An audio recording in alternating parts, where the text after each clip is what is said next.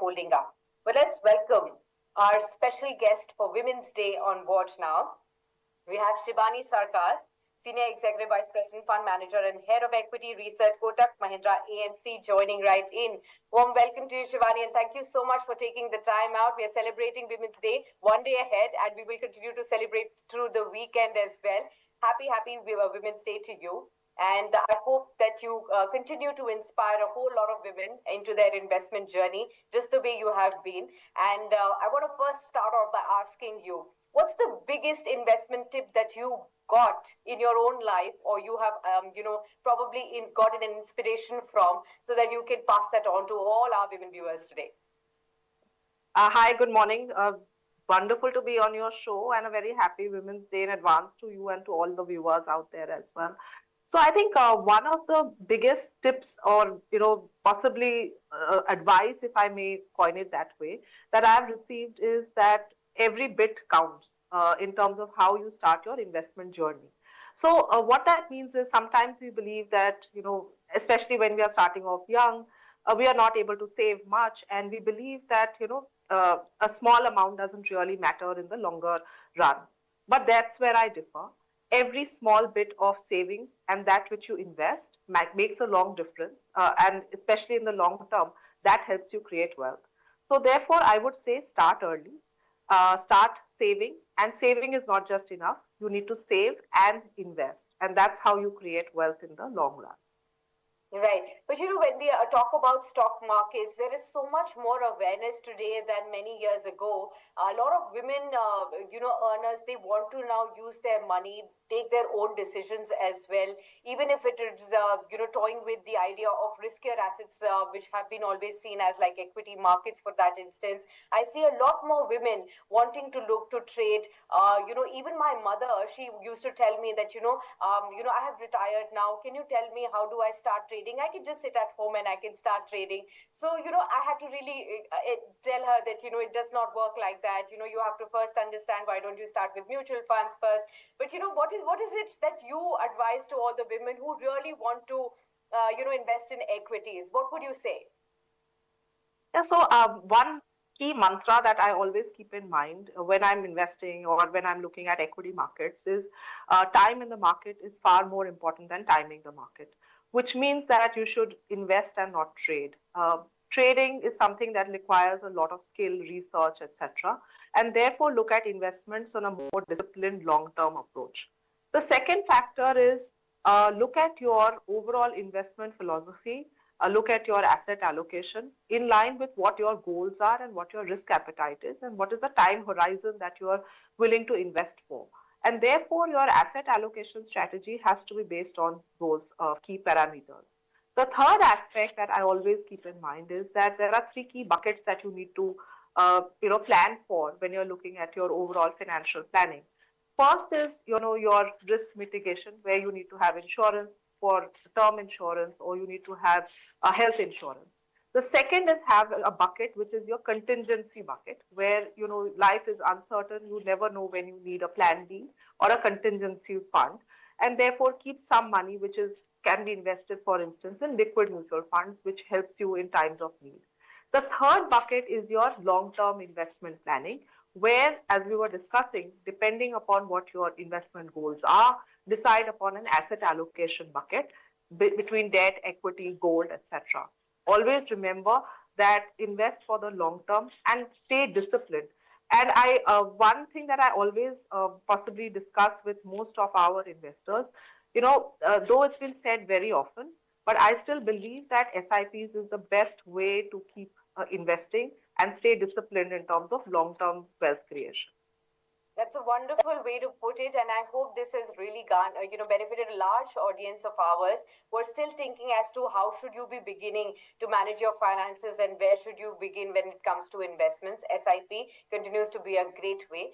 Start by that, see how your risk appetite is, and then probably look to a financial expert to guide you through in case you really want to invest in your stock market journey, direct stocks. If you do not have that much knowledge, please take financial experts' assistance. That will really greatly help you. Otherwise, mutual fund experts, fund managers are experienced to help you out to create an alpha when you cannot do that in any cycle of the market. Talking about the cycles, let's talk about the current situation in the markets right now, Shibani. What is the sense that you're getting? We have had 5 months of pain, 10 days of record lows on the Nifty as well, the longest losing streak since its inception.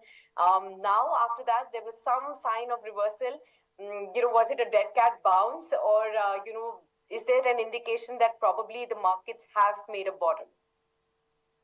So, it's always difficult to time the market exactly and say when is the exact bottom of the market. But if you just look at the way the markets have behaved since possibly November, December of last year, we've seen that considerable amount of the volatility being driven by both domestic as well as global factors.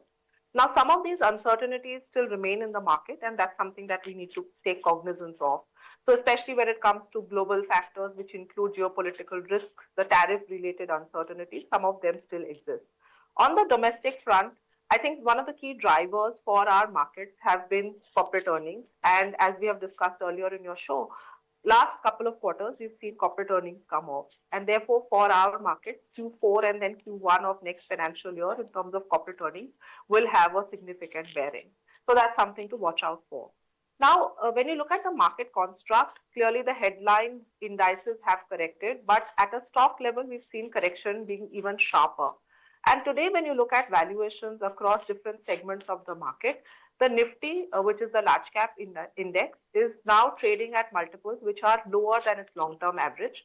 Also take into account the kind of changes that have happened at the Nifty index constitution level, where over the last 5-year period, a number of private sector companies have come into the index, as well as number of B2C companies have come into the index, where typically valuations are higher.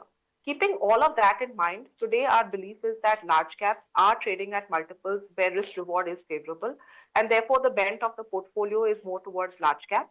Mid and small caps have clearly corrected, and as I was discussing earlier, the stock level correction has been even steeper. However, there we would still have a more cautious approach and look at stock specific opportunities in the mid and small cap segment. So net, there are some segments of the market where valuation correction has been quite steep. And overall, our belief is that large caps are still better placed from a risk reward perspective as compared to mid and small caps as a bucket. And within the mid and small cap segment, go more stock specific rather than look at the entire segment.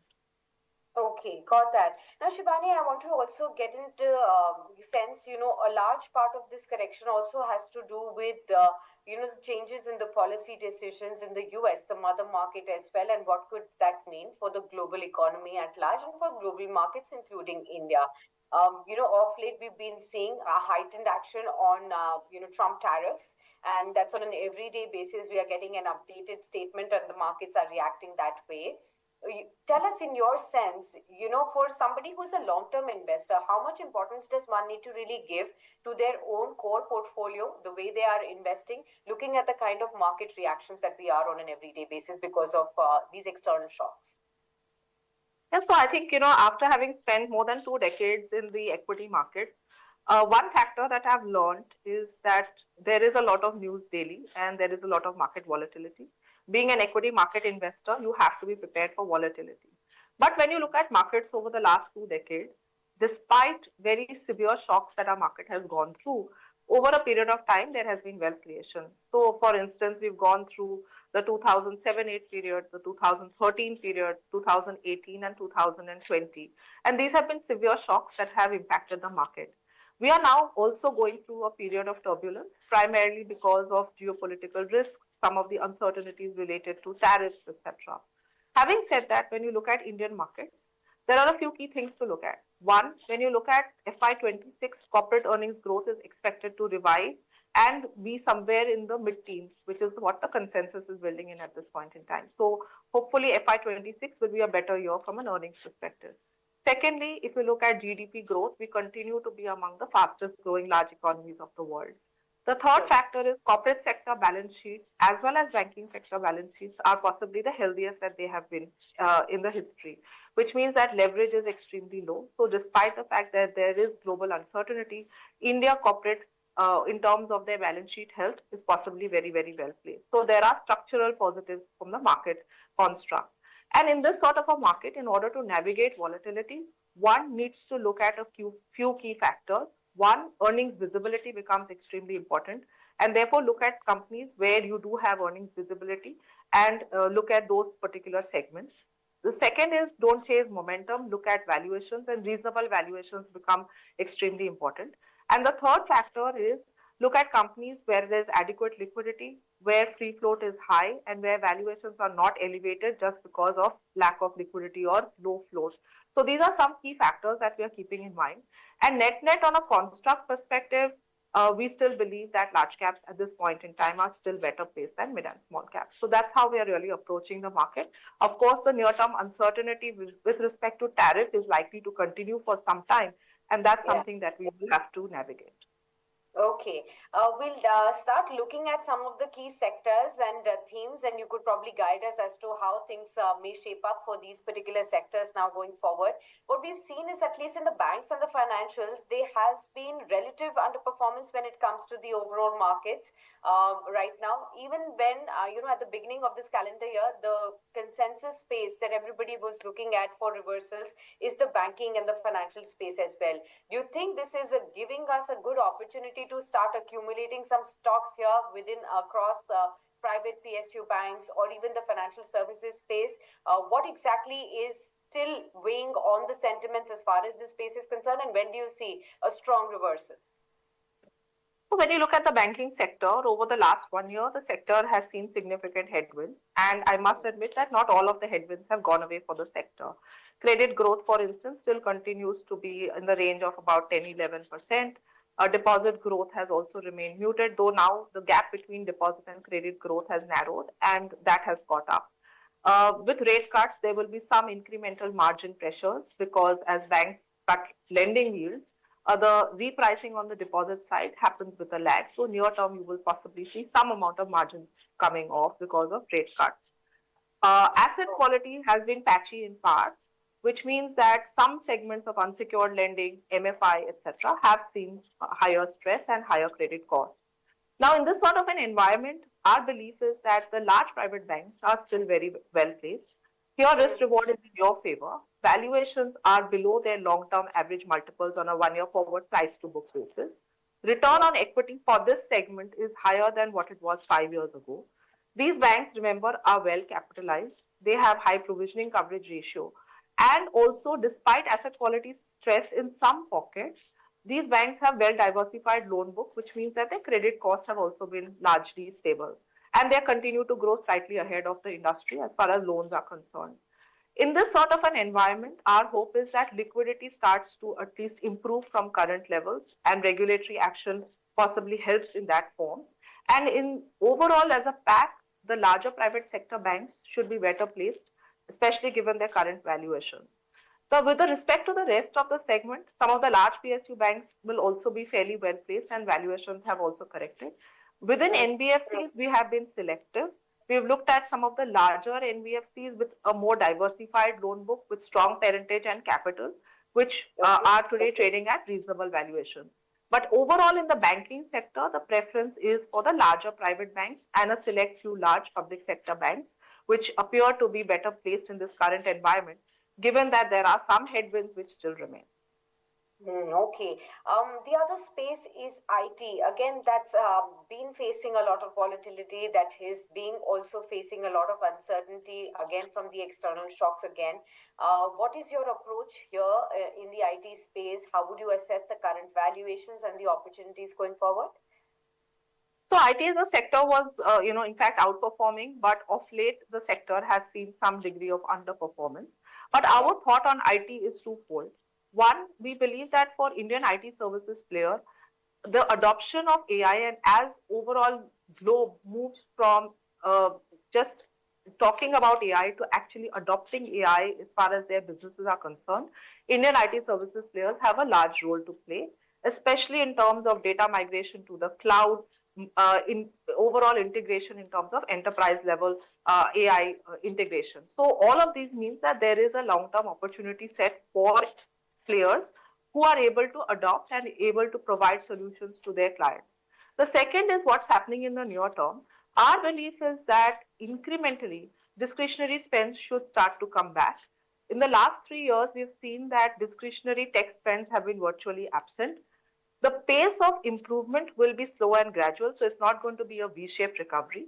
But in large verticals such as BFSI and in North America, especially some of the North American banks, we have started to see increase in terms of tech spends and tech allocation. That should be beneficial for Indian IT players, which have a large part of their revenue coming from that segment. Most importantly, despite what's happening globally and in the US, if you look at the health of the large North American banks, the health of those banks have been fairly good, which means that some of the discretionary tech spend should start to come back. Now, again, there is a lot of noise and news flow around the sector, especially with respect to what's going to happen to the US economy, tariffs, etc., which is possibly weighing on the overall performance of the sector in the near term. But net, we believe that if you look at some of the large IT players, valuations seem to be reasonable in context of where Nifty is. And even within the mid-cap space, now that we have seen some amount of valuation correction, one can look at stock-specific opportunities within the technology segment. Okay. Shibani, are there still any pockets which actually need investors to continue to have caution on at this point in time as well, despite, the excesses probably out, despite the froth, the top layer froth already out? Is there still some more pain to be had in some of the pockets, and where you would advise investors to stay away from it, even at the current stage? So I think it is more now stock specific. In some segments, while stocks may have corrected from their 52-week high, valuations in context of both their history as well as the market, in some segments, stocks are still, in terms of valuations, trading at multiples which appear to be rich. So that's one factor that we will have to look at. Secondly, we also have to look at earnings, right? So if you look at, in fact, the last quarter earnings, large cap earnings, though muted, were largely in line with estimates. Mid caps were fine, but small caps actually saw significant disappointments with respect to earnings delivery, especially in context of what was the expectation for the quarter. So I think there have been a lot of earnings downgrades within stocks, specifically in the mid and small cap segments, which one needs to keep in mind when you're looking at valuation as a construct. So that's something that I would still be a little cautious on. Overall, if you look at from a sectoral perspective, one is that we stayed away from commodities and metals as a pack. Obviously, there is a lot of talk about what China does, especially with regard to supply, where metals and the entire steel pack is concerned, which can have a bearing. But at this point in time, when you look at the global growth outlook, including the growth outlook coming in from China, it does appear to be fairly muted, which is why we've been cautious on metals as a pack. Within the oil and gas segment, here valuations have corrected quite sharply. However, one must remember that it is likely that oil prices stay range bound and muted, and hence one has to be sure of the segments within the oil and gas space where one can look at incremental opportunities given current valuation. Okay, fair point. Well, I'll also want to ask you, since we are celebrating Women's Day, and I wanted to understand from you if you could give us, a broad range of the kind of stocks that women who are considered safer investors or risk-averse investors that they can bet on. The first thing that most women investors in stock markets would say is, give me a stock that is, not very risky, and give me a stock which is not very volatile. So, I'm okay with lower returns, but it's okay if my money is safer in those stocks. So do you have a broad range of stocks that you could be able to advise all our women investors who have a long-term vision? Where should they be putting in their money? So it's very difficult to say that this stock is not risky or the stock B is risky. So one thing that one needs to keep in mind is that when you are doing stock picking, you need to have dedication and your ability to conduct in-depth research.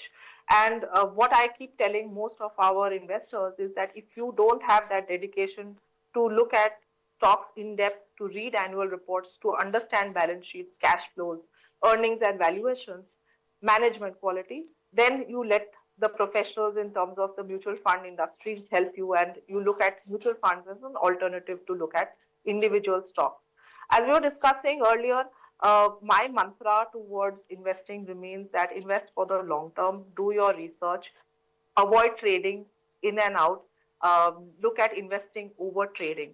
So it's very difficult to really generalize and say, this segment of stocks are something that are, less volatile and something else that is more volatile.